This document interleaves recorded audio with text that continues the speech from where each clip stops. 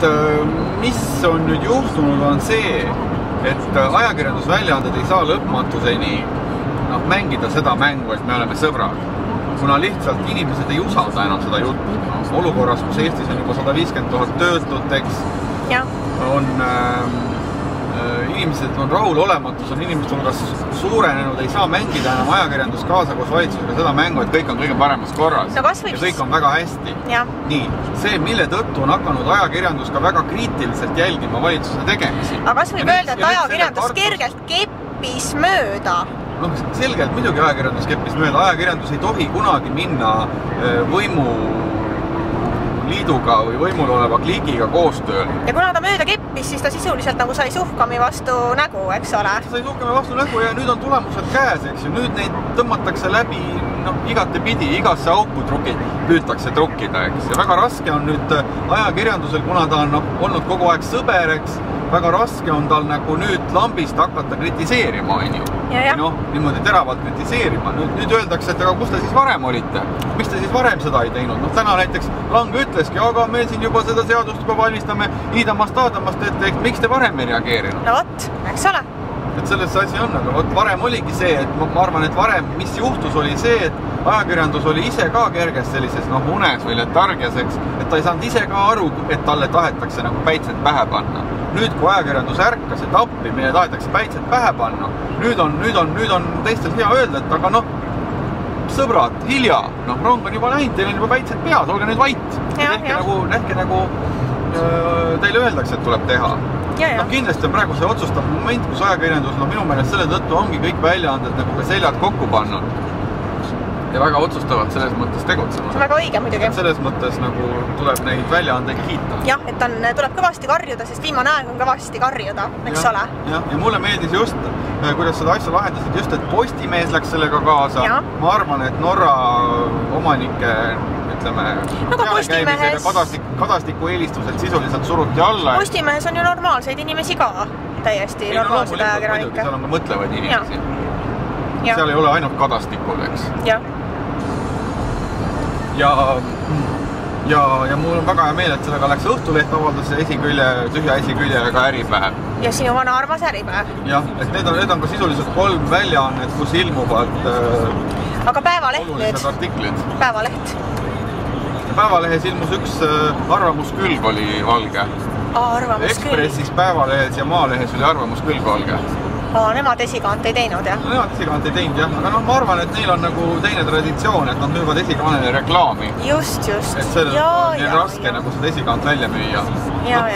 Maalehes on esiküljel tavaliselt, eks on suur pilt, eks, ja siis Päevaleht ja Ekspress müüvad esiküljele reklaami. Et neil on nagu keerulisem esikülge. Ja, ma saan aru. Lihtsalt valgena. Aga see jutt on muidugi täielik hülge ila, mis Lang rääkis selle kohta, et see nüüd on tohutu oht, tema näeb sellest tohutut ohtu, et ajalehed ei avalda enam nüüd esikaanel informatsiooni. See oli ju, tegelikult oli see manifestatsioon. Kui inimene sellest ka aru ei saa, et see oli manifestatsioon, siis minu meelest on inimene kas väga valelik, ülbe või siis lihtsalt loll, aga ma ei usu, et Lang on loll. Ta on lihtsalt niivõrd naglaks läinud, niivõrd ülbeks, ta on niivõrd ära hellitatud selle sama ajakirjanduse poolt, et kui talle nüüd natuke aita tehakse, siis ta on nagu täiesti maailma lõpp on käes, eks. Selline ära hellitatud laps, selline ülekäte läinud ära hellitatud laps, eks, keda vanemad tahavad karistada ja laps võtab noa välja umbes ja ütleb, et ta äsab ära, kui teda püütakse karistada. Aga huvitav, et kuidas selle Langiga on nüüd selline muutumine toimunud aegade jooksul. Kas sa võid natukene meenutada, et milline see Lang oli ja siis, kui ta oli uljas pea ajakirjanik, entusiastlik? Kõigepealt tema selline karjäär sai alguse Linnahallist. Ta oli Linnahalli direktor, siis seal mingisuguses raadiosõlmes Linnahallis nad alustasid seda oma mingeid raadiosaateid. Ja sellest sai siis hiljem Kuku raadio. Hiljem tuli Luik sinna partneriks, sest kus Luigega olid Erki Perens, vist oli ka 3. See oli see aktsiasets Trio nii-öelda. Ja siis ta oli küll väga agar ja tema on ju selle Kuku raadio selle laupäeva või keskpäevatunni üks esimesi tegijaid ja siis ta oli väga selline hakkaja, tundus, et ta on nagu hingelt ajakirjanik. aga nii kui temast poliitik sai, siis toimus täielik pööre, inimene on täiesti muutunud ja see ei ole muidugi midagi imestada, osa inimesi lihtsalt on selliseid, keda võim muudab ja halvemuse suunas. Siin on ajaloost mitmeid isikuid teada, kes alguses kõik need inimesed on kuskilt tõusnud, mingitest teatud oludest, keegi pole sündinud kohe mingisuguse, kui ta just ei ole mõni kuninglikust perekonnast võib-olla, aga tänapäeval siin kaasaegses maailmas ei ole selliseid sündinud autoritaarseid tegelasi, või sündinud valitsejaid, ütleme. Ta on ikkagi selleks valitsejaks saanud, ja ta ei ole saanud läbi sellise autoritaarsete meetodite. Ta on kindlasti olnud selline tore tegelane, selline sõber, muhe semu, sellega on ta tulnud võimule ja nüüd ta siis lihtsalt kuritarvitab seda, talle on tulnud usaldust. Ja kuna ta näeb, et teda võidakse maha võtta, et see sama ajakirjandus, kes ta kord võimule upitas, et see võib ta maha võtta, siis ta nüüd hakkab üritab ajakirjandusele päitseid pähe panna, et see sama ajakirjandus ei saakski teda maha võtta.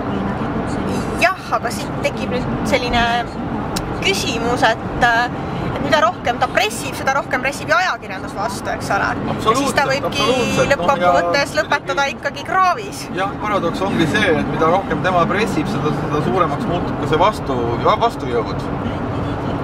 Paha on muidugi see, et see asi on nüüd niimoodi eskaleerunud, niimoodi järsku, Et tegelikult oleks olnud normaalne, kui ajakirjandus oleks juba varem hakanud tema sellele asjale tähelepanu pöörama, et teda juba varem korrale kutsunud nii-öelda. Nüüd ta saab juba öelda, et nüüd ta saab mängida nagu märtrit, Et tema on nagu see heategija, keda siis üritab see paha ajakirjandus, üritab nagu kiusata, ütleme. Aga ei tasu ära unustada seda, et võim on ikkagi ju tema käes, Temal on kasutada maksumaksja raha, maksumaksja miljonid sisuliselt selle võimu kasutamiseks. Jah. Mida ajakirjandusel ei ole. Ajakirjandus ei kasuta mingit maksumaksja miljonit. Kui ajakirjandus hakkab möllama, siis lihtsalt tellijad ei tellinud seda väljaannet ja ongi kõik. Turumajanduslikus ühiskonnas see väljaanne, mis avaldab mingit jampsi, ta lihtsalt kaob ära. Inimesed saavad sellest aru. Inimesed ei ole ju rumalad, eriti siin Põhjamaade kultuuriruumis. Aga nüüd sinu kui sellise ajakirjanduseksperdi ennustus, et mis saab? Kumb jääb peale? Kas lang või ajakirjandus? Kas lang või ajalehtede liit? Kes jääb peale? Nüüd tulevik näitab, ma arvan, et Euroopa Liidus on väga raske sellistel langisugustel läbi lüüa. Väga raske. Sa panustad kellele? Panusta ära? Ma panustan ikkagi ajakirjandusele. Aga siis kellele konkreetselt? Kas ajakirjanikele või ajalehtede liidule? Sest ma näen, et nagu lang, nagu sa ütlesid, et ta üritas mägida seal ajakirjanikele. Ma arvan, et sellest mägimisest ei aita, et tal ei õnnestu lüüa lõhet, ütleme, väljaannete ja ajakirjanike vahele.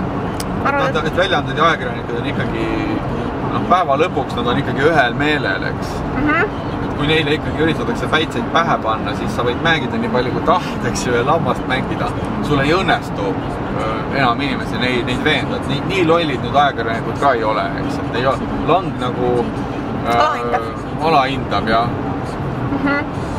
Et ajakirjanikud ei ole ühesõnaga nii lollid, et nad ei suuda eristada hunti lambast, on meie lõppsõna. Jah, kuigi Langil on võib-olla selline mulje jäänud, et ajakirjanikud on juba nii ära ajupestud, et nad ei tasalülitatud, et nad ei suuda isegi enam hunti lambast eristada. Ma arvan, et nii hull see asi veel ei ole.